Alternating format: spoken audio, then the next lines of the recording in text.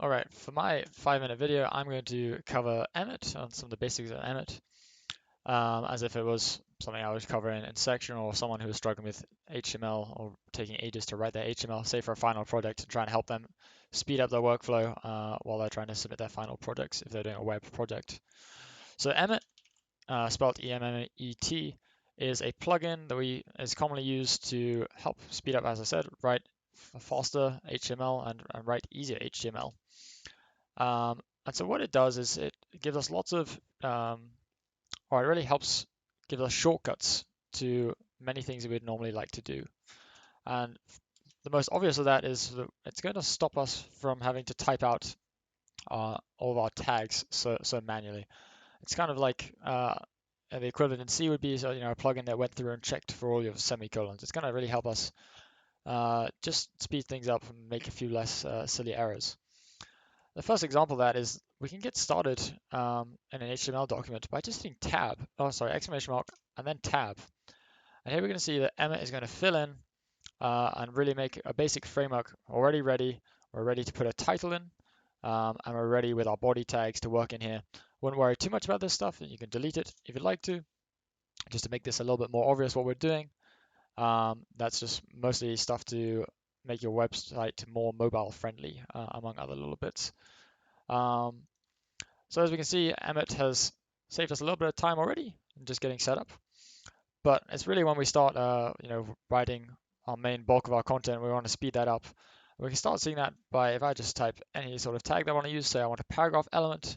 If I just hit P and tab, you'll see that it covers it in, or it fills in my P, my close, open and close tags. So that's good. But it can start getting a little bit more advanced, and we see that. I think the most important example is with P dot.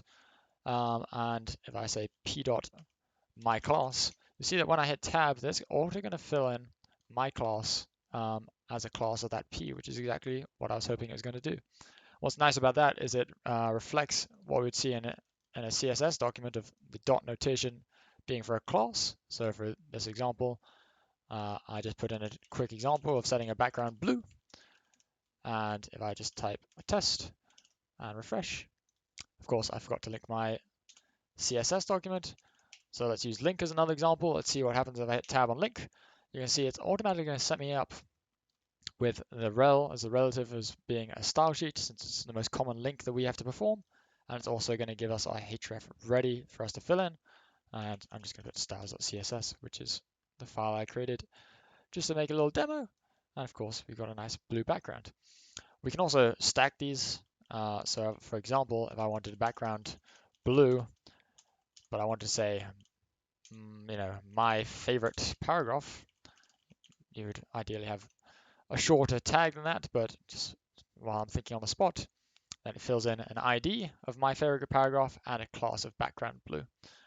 So just to go back, you can do this in either order. It doesn't really matter. Dot background blue, hashtag my favorite P. All right.